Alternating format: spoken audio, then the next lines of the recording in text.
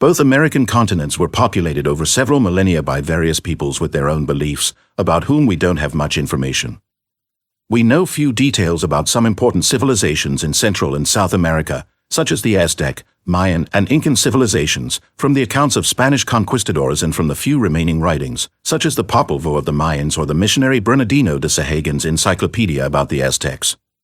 North American indigenous peoples did not know how to write, so they did not leave any written documents. As far as we know today, the Olmecs, a mysterious people with obvious African or Asian features in their graphic representations, appeared in Central America around 1500 BC. They rapidly developed and built magnificent cities, such as La Venta, San Lorenzo Tenochtitlan, and Tres Zapotes. The Mayan civilization emerged in the 4th century BC, then flourished for several centuries in Guatemala and the surrounding regions, including the Yucatan Peninsula. A few centuries before the present era, the Olmecs abandoned their cities and spread out in all directions, especially to the south. One of these cities, Teotihuacan, was occupied by the Toltecs, who also left after a few centuries for unknown reasons. The Toltecs built their capital, Tula/Tallin, around the year 700, a miniature copy of Teotihuacan. The Mayan civilization reached its peak between 250 and 900, then the Mayan urban centers began to rapidly decline and the Mayans also abandoned their sacred cities.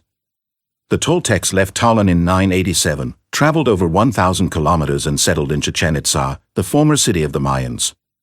After several centuries of domination over central Mexico, the Toltec civilization collapsed in the 13th century. The Aztecs, the people from Aztlan, who lived in present-day Mexico and who called themselves Mexica, established their own empire in the 15th century. The capital of the Aztec Empire was Tenochtitlan, built on an island in Lake Texcoco, where is now located Ciudad de Mexico, the capital of the modern Mexico. The empire developed over a century, but the arrival of the Spanish conquistadors, the diseases brought by Europeans, and internal changes led to its downfall. When the Spaniards arrived, the Mayans suffered the same fate as the Aztecs. In South America, the conquistadors found almost the entire western continent dominated by the Inca Empire.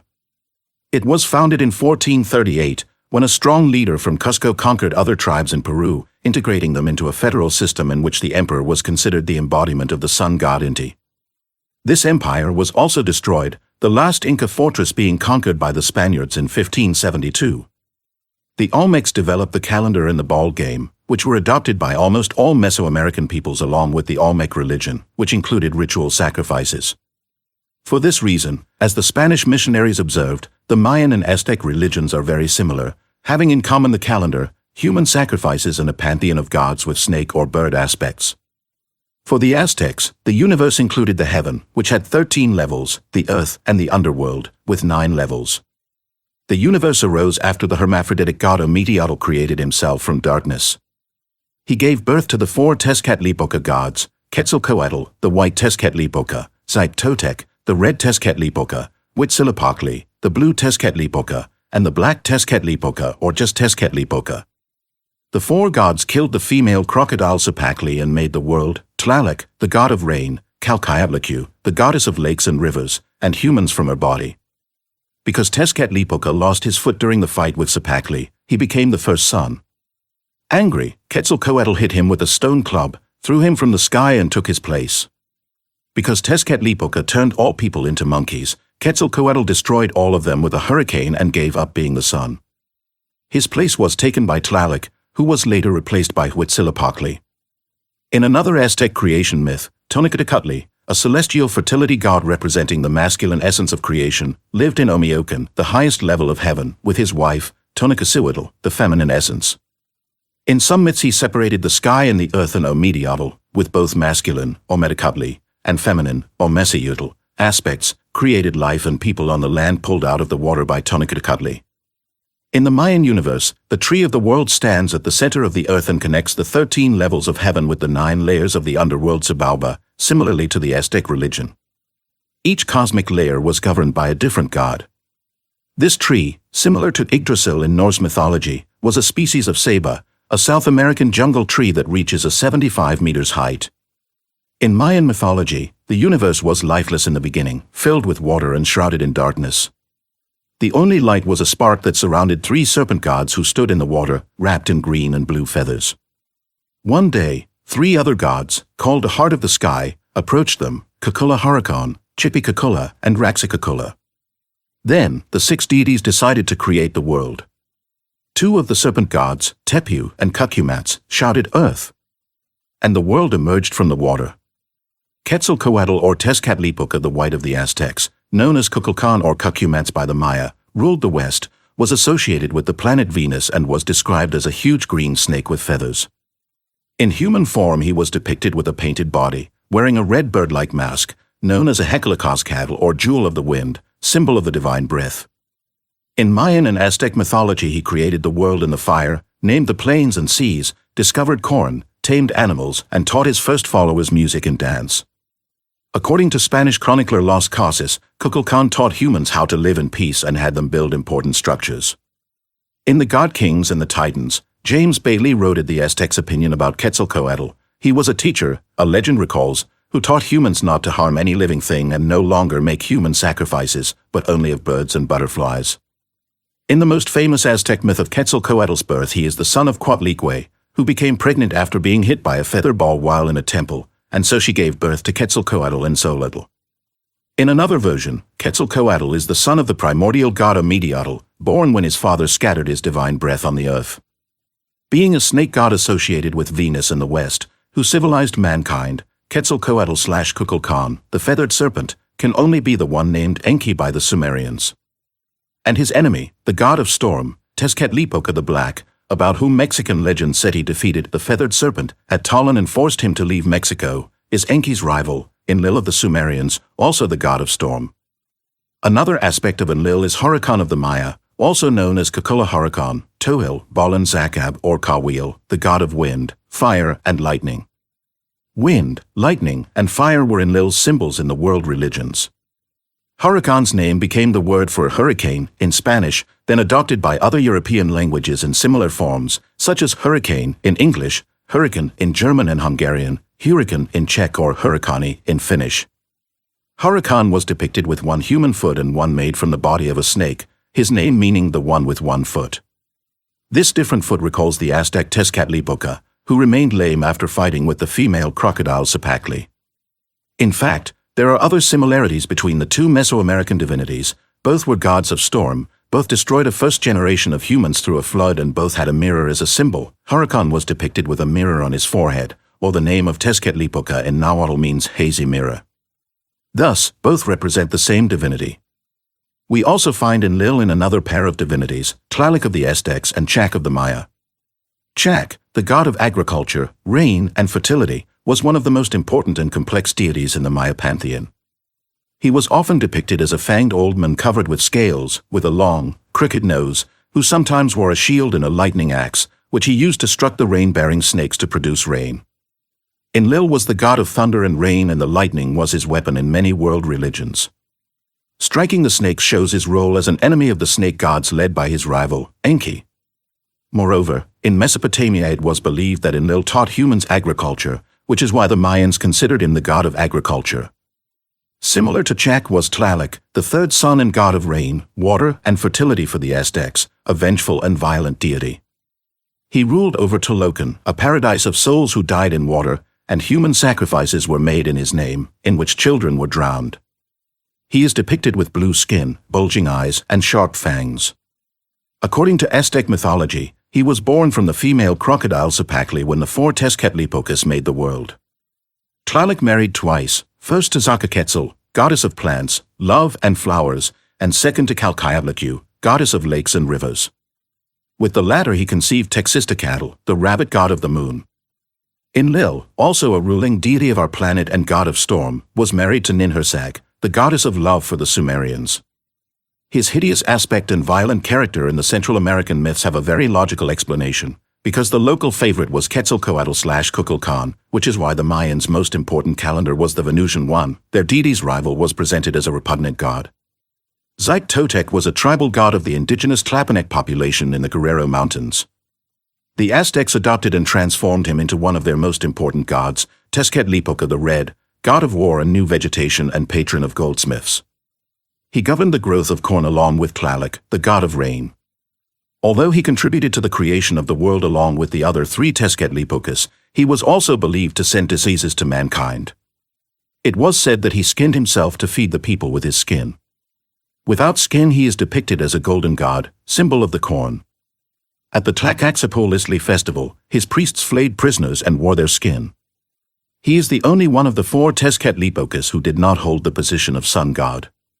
This war god, who governed the growth of corn along with Tlaloc/Enlil and who did not lead the world although he was part of the great gods, can only be Ninurta, the war god of the Sumerians and son of Enlil who, indeed, did not manage to occupy the earth's throne.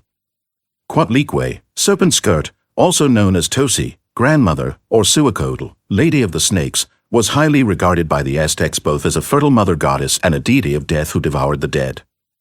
She was depicted as the patron of women who died during childbirth and also as Tlazolteotl, the goddess of impure and sinful sexuality. In artwork she was portrayed with a face made of two intertwined snakes or with a beheaded appearance, with blood snakes pouring from her neck. She wore a skirt of live snakes and a necklace made of human hearts and skulls, symbolizing the many gods she gave birth to. She gave birth to Huitzilopochtli and the 400 star gods, known as the Sensinuitzna, northern stars, and Sensamamixcoa, southern stars. The star gods hated Quatlique because she became pregnant with Huitzilopochtli in a shameful way, being struck by a feathered ball, similar to how the god Quetzalcoatl was born in the most well-known Aztec myth of his birth. The star gods conspired to kill their mother, so Quatlique was beheaded by one of her daughters, Coyolxauhqui. Huitzilopochtli, fully grown up, jumped from her womb, killing all of the star gods. Their bodies, thrown by the god into the sky, became stars, and Coyolxauhqui's head became the moon. We recognize Ninhursag in the serpent mother goddess who gives birth to gods, her daughter, Ishtar, being most likely Coyolxauhqui. Huitzilopochtli or Tezcatlipoca the Blue, the god of war and patron of the city of Tenochtitlan, was the last son. He was depicted as a feathered man holding a magic weapon, a feathered serpent named Ziacotl. He was considered equal in rank to Tlaloc, his predecessor. It was believed that Huitzilopochtli constantly battled against the forces of darkness who sought to plunge the world into an eternal night and destroy mankind. The Aztecs made human sacrifices in his name, giving him blood and human hearts for strength in battle. They believed the souls of warriors killed in battle and women who died during childbirth served Huitzilopochtli in the afterlife, similar to the Scandinavians who believed the souls of warriors went to Valhalla, alongside the gods. Huitzilopochtli was the one who named the Aztecs Mexica, led them out of Aztlan and ordered them to find another country. The capital of the Aztec Empire, Tenochtitlan, was built on the orders of the same god. If the Aztecs and other peoples of Central America believed the family of Quetzalcoatl/Enki was good and the family of Enlil was evil, then Huitzilopochtli must be Marduk, the son of Enki and Ninhursag, who was also a god of war. His magic weapon, the feathered serpent Ziacotl, shows his belonging to Enki's family. According to world myths, Marduk was the last ruler of Earth, just like Huitzilopochtli. Also, the matching of Quatlique with Ninhursag proves that her son is the same Marduk. In Maya religion we also find Itzamna, the great god of creation who lived in the sky, a god of priests and medicine. In different depictions Itzamna is associated with Hinabku, a great invisible god, with Kinichahau, the god of the sun, and with Yaxkakamat, a divine prophetic bird. Itzamna gave the Maya the calendar and the cacao tree and taught them writing. As a bird god he appears as a hawk or hern, with the symbols of day and night on his wings, holding a two-headed snake in his beak. Itzamna played an important role in the Maya calendar, one of the 4 annual rituals being dedicated to him. Maya kings invoked him to justify their right to rule, some added his name to their own. The god had 4 sons, the 4 Bacab, named Hobno, Cansicle, Saxamai, and Hosenek, who were holding the sky in the 4 corners of the world. He was married to Nine Chel, also known as Chikchel, the jaguar goddess of midwifery and medicine. This sky-dwelling creation god can only be the Mesopotamian Anu. The name Itzamna resembles that of Izanagi in Japanese myths, also an alter ego of Anu. His hawk appearance is identical to that of Ra in Egypt, also the same character. His depiction with a snake in his beak symbolizes Anu's victory over the great serpent Enki, recorded in many world myths. If Enki was preferred in Central America, the favorite deity of South American tribes was Enlil. The most important and powerful god in the Inca pantheon was Viracocha, also known as Illa, Hiracocha, Kan, Kan Tichi, Kan Tiki, Fanopa, Tapak or Tapaka, the god of the sun, storms, fire and lightning, the supreme deity who created the world. The god who destroyed the first world through a flood was also worshipped by the pre-Inca populations in Peru. His wife was Mama Coca, mother of the seas, with whom he had 2 children, Inti, the god of the sun, and Mama Quilla, the goddess of the moon. It is said that Inti and Mama Quilla are the parents of the first Inca leader, Manco Capac, and his sister wife, Mama Aclo. Manco Capac, the founder of the city of Cusco, the capital of the Inca Empire, gave people the secrets of working the land and created a code of laws. The emperors who followed him believed they were reincarnations of Inti and considered Viracocha their spiritual father. Thus, the cult of Inti became the main cult of the Incas, with few temples dedicated to Viracocha. The legends of the Incas, collected by Harold Osborne and published in the book South American Mythology, assert that Viracocha was a tall white man with an imposing stature and authoritative attitude, who had such great power that he turned hills into valleys and valleys into high hills, making water flow out of stone. He is credited with introducing various forms of medicine, metallurgy, agriculture, animal husbandry, writing and a complex understanding of engineering and architectural principles in Peru. Besides being a scientist, architect, sculptor, and engineer, Viracocha was also a teacher and healer. It is said that wherever he went, he healed all the sick and restored the sight of the blind. The first Spanish chronicler who recorded his legend stated that it was told to him by the Indians of the Andes. They say that this man walked along the road, northward, performing miracles at every step, and they never saw him again. Everywhere he advised people how to live, spoke to them with great love and kindness and taught them to be good and not to harm each other, but to love each other and to be kind to all.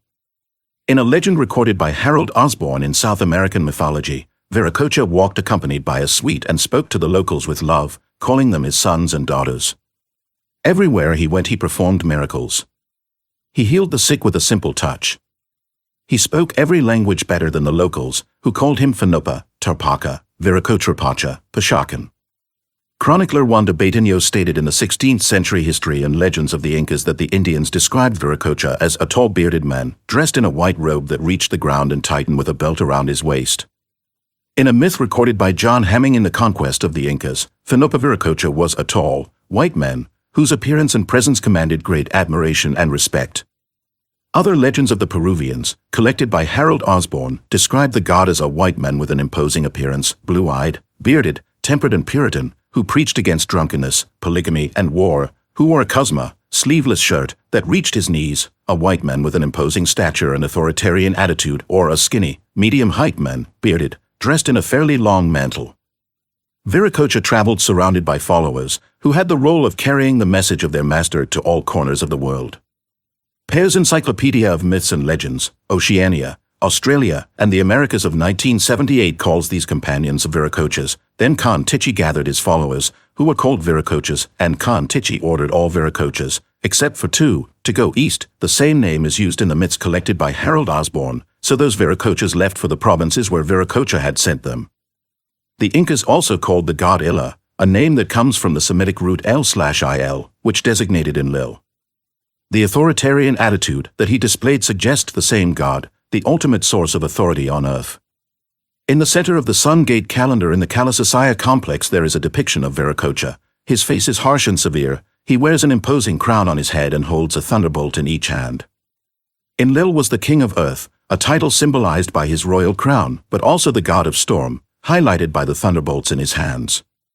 The Ra particle in Viracocha's name signifies his role as a leader, and the first letters, 6, are identical to those in his Indian name, Vishnu. For the Incas, Viracocha caused the deluge, and in Mesopotamia Enlil was responsible for this. A South American mythology myth reports that in the village of Cacha in the Canis region, the god made fire come down from the sky, which burned stones so they were like driftwood and you could lift big rocks with one hand. And we remember that fire was one of Enlil's elements. Therefore, the identity of the most important Inca god is obvious. In North America, the very different religions and beliefs of the indigenous tribes reflect a sophisticated understanding of human nature and the surrounding world. The Hopi Indians believe they are in the fourth world after 3 previous worlds were destroyed when people indulged in vices and evil things, as in the myths of Central America. Most of the North American tribes believed in a creator god who created minor spirits. The universe before creation is usually seen as a dark, desolate, endless water world. Then a creator god appears in the darkness and creates the world, or, in some cases, gives birth to another god who does this in his place. In most traditions, the Creator God makes the world in the same order, first heaven, then earth, and finally hell. The Creator God is sometimes imagined as an invisible spirit, a human spirit or an animal spirit. Many tribes believed in a great spirit or Manitou, an impersonal spiritual power that resides in people, animals, or natural phenomena. The term Manitou comes from the Anishinaabe word for God. The Pawnee tribes in Nebraska worshipped a great spirit called Tirawa, which governed cosmic aspects of nature such as the sun, moon, and stars, identical to Manitou. When Christian missionaries came into contact with Native Americans after 1850, they matched Kitchi Manitou with their god to facilitate their conversion to Christianity. However, in this supreme celestial god we recognize Anu of the Mesopotamians, the emperor of the universe. In fact, An's name is even found in Manitou's name.